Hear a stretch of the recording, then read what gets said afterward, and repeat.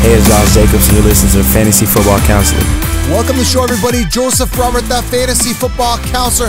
I want to talk about the Indianapolis Colts. I want to let everybody know about their fantasy football impact. And I also want to let you know that I'm now the brand ambassador for the Indianapolis Colts nationwide on Fan to Fan Network. This is a team that I've loved for many years. Everybody knows the tragic sudden loss of Andrew Luck in the NFL and him leaving the NFL and how greatly that's impacted me. I'm still yet to get over Andrew Luck doing that all of a sudden to the Colts fan base and, of course, to myself being such an Andrew Luck fan throughout the years. So, again, I'm really upset about that one, but it is what it is. Life goes on. So, head on over to fantofannetwork.com, guys. Bookmark the page, and I'm going to be your Colts ambassador covering all things Colts moving forward, okay? So, I wanted to start off with this video with the fantasy football impact of the Colts players because I think they're really underrated for fantasy football 2020, including Phillip Rivers, who's a big-time quarterback sleeper, Jonathan Taylor, TY Hilton. There's so many guys here that are really underrated. I think you can get really good value in your fantasy football 2020 drafts with these guys, okay? So let's talk and deep dive into Colts. Before I do, head on over to thefantasyfootballcounselor.com.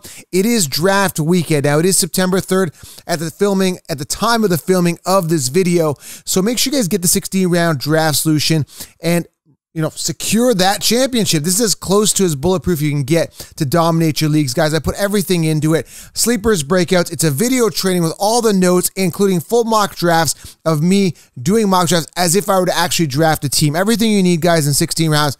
Linked it here below. All right, guys. And of course, Fan to Fan Network, we're going to be going live and we're going to be producing content around the league, virtual tailgating every Sunday. So fantofannetwork.com, also FTFN on YouTube. I'm going to link it here below. Make sure you guys are following the site. Bookmark it for all your latest news and notes. And of course, catch all of us ambassadors on the site as well. All right, so let's start off with the quarterback position. Apparently, rookie Jacoby Brissett looking good, but he's not. I don't see he's not going to start this year. It's going to be Phillip Rivers' show this season.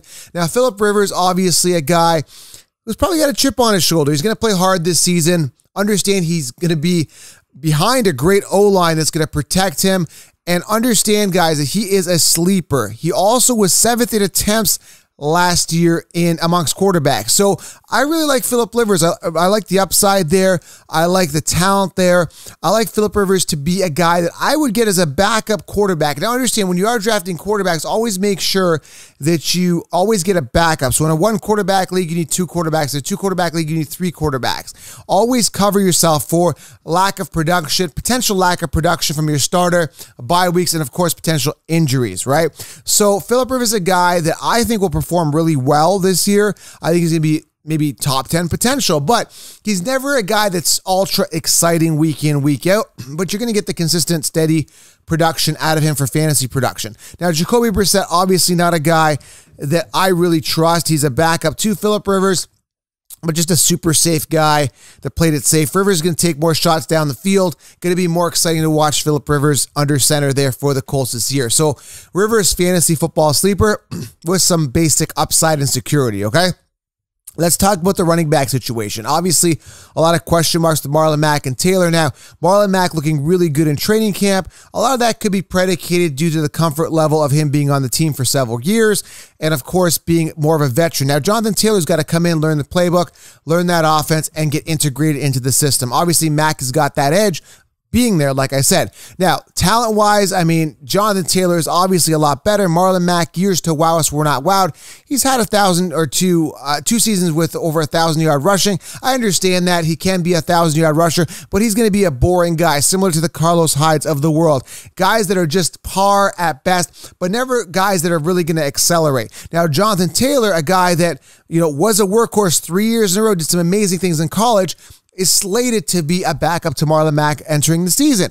Now, listen, I think from what's going to happen here, what they're saying is the hot hand prevails. You clearly can't believe from what these coaches are saying. We saw what happened with Tampa Bay Buccaneers with Leonard Fournette.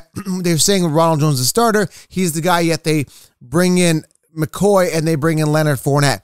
That shows to me that you do not believe in your running backs. And Jonathan Taylor acquisition, being the second pick of the Colts this year in the NFL 2020 draft, that shows me that they don't really believe in Marlon Mack. If Marlon Mack was the full workhorse, if he was the starter, if he was the guy, why would you even get Jonathan Taylor? You wouldn't. You'd say, this is our guy, Marlon Mack. We've got Nyheim Hines. We got Jordan Wilkins on the depth chart as well. They can catch the ball in the backfield. Marlon Mack will be our starter, our runner. We don't need Jonathan Taylor. But that's not the case. They wanted a true full workhorse running back, a guy that's ultra elite. They know Marlon Mack's not that good, so they brought in Jonathan Taylor. Now, hot hand means when Jonathan Taylor gets a breakout run, or he does really well, or he, starts showing that he is obviously better than Marlon Mack as advertised theoretically, Jonathan Taylor will be the guy. Marlon Mack may come in, but I think it's going to be the Jonathan Taylor show because, again, similar to the thought process analogy that I use, if I've got a Lamborghini in my garage and I'm going for a race, I'm not going to take out my Mack truck, I should say, a slow Mack truck. You're going to go with the speed. You're going to go with the versatility. You're going to go with the talent. I like Jonathan Taylor to take that job eventually. Now, for fantasy perspective, 3rd round ADP, I like him.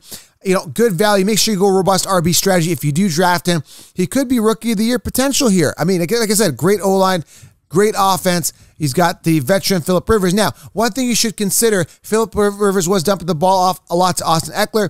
Will Taylor be able to sustain that many catches? Probably not. Maybe they'll implement Marlon Mack more. Maybe Nyheim Hines comes in and catches the ball in backfield and becomes the Eckler of the Colts. We're going to have to see how this offense gels. That's the only suspect situation. But if Marlon Mack went away, Jonathan Taylor would be a clear-cut first-round fantasy football draft pick. As of right now, Mack a bit of a thorn. Hopefully that doesn't steer you away from a 3rd-round ADP pick as part of a robust RB strategy for Jonathan Taylor. Love the upside. Looking at tight ends here, we're going to get to wide receivers in a second. I mean, Trey Burton, obviously injury is a concern with him. I'm staying away. Mo Alley-Cox, more of a blocker, not so much a receiving guy. Jack Doyle's a guy that I think is going to be good value. As you've seen, Phillip Rivers likes to gravitate to the tight end frequently. So Jack Doyle is a guy that's a sleeper. You get him as a backup tight end with massive upside. And I explained all of this in the 16-round draft solution on when to get tight ends and make sure you back them up. T.Y. Hilton, let's move on to wide receivers. T.Y. Hilton is basically really, really happy about Phillip Rivers. Understand Hilton hasn't had a good year in a couple years, plagued with some injuries, and of course hadn't had a good quarterback throwing him the ball. Finally, Rivers, a guy that can really get the ball to T.Y. Hilton, thread the needle when need be. T.Y. Hilton's a guy I absolutely love this year, and I got him in round 5 in most of my drafts. I'm also trying to get Pittman as a backup later because I love the ceiling. Understand, Michael Pittman was the guy the Colts drafted first overall in the 2020 draft, even ahead of Jonathan Taylor. So they obviously believe in him. Frank Reich has said that they've got the best rookie wide receiver in the draft, meaning he's going to probably get started right off the bat and get all of that volume as a wide receiver.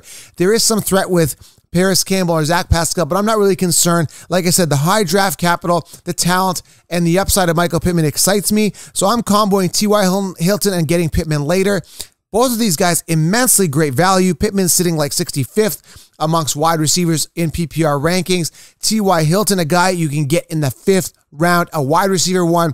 Like I said, going back to Phillip Rivers, a quarterback that can throw the ball a lot. So, I mean, look at the situation here. You guys, I'm telling you, the mainstream are sleeping on these. The mainstream are drafting Odell round 3. A guy the mainstream told you to draft in the 1st round 3 years in a row. When I can get T.Y. Hilton in the 5th round after I've already secured 4 workhorse running backs. I mean, to me, it's a no-brainer because, again, if you're talking fantasy football draft strategy, there is a ton of wide receivers. There's a ton of depth at that position. You really don't have to invest in wide receiver early. There's a ton of depth at wide receiver. You don't have to invest in a wide receiver early. So even tight end, there's a ton of depth at tight end as well. So again, T.Y. Hilton, great value. Michael Pittman, sleeper. Jonathan Taylor, 3rd round value. I'm staying away from Marlon Mack. If you see the future, you see the upside, you see what the Colts have done, Jonathan Taylor's got to be the guy. I'm not going to invest in a guy that's going to play second fiddle eventually on this team. Nyheim Hines, Wilkins, they have no fantasy value to me. Barring any injury, God forbid, Jonathan Taylor is the guy there, 150%. I mean, the team, the way that it sits now, there isn't any real, aside from Taylor, potentially, maybe Pittman's got some upside. It seems like a safe and solid team. I'm not seeing any like, wow, this is a superstar team. It doesn't look as exciting on paper as, let's say, the Tampa Bay Buccaneers, right? Because they've got 2 ace wide receivers. They've shown the upside. They've got superstar Brady. They got Gronkowski coming in. They got some big names. They now acquired Fournette. So it seems a little more exciting there, you know, when you think of teams like that. But when you look at the Colts, how I feel about them in general, I feel solid. I feel like they've got depth at every position. I feel they're underrated depth at every position. I feel Rivers is a guy that can get the job done. I feel Rivers got a chip on his shoulder. Again, TY Hilton, the ceiling is there. Overall, liking the way that the Colts look. Love the upside.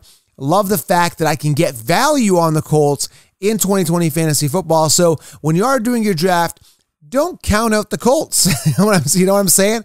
Ton of value. I told you where to get them, how to get them, and that's what you should be doing, guys, for 2020 fantasy football. And I'm not saying that being a biased Colts guy, but I do love them, okay? So make sure you guys get the 16-round draft solution below. And, of course, guys, make sure you guys are following Fan to Fan Network. We're going to be going live every Sunday morning, 11 a.m. Eastern on Twitch and YouTube at FTFN. Make sure you guys go follow Twitch and YouTube right now. You get all the top NFL YouTubers all in one spot. Passionate, realistic advice, no cookie cutter stuff. Real people, real advice. Fan to Fan Network. Okay, guys? Thank you for being here. Smash a thumbs up and leave your fantasy questions below. I appreciate it, guys. And, of course, I'll see you guys next video. Fantasy football and reality football is around the corner. I'm out. Thank you.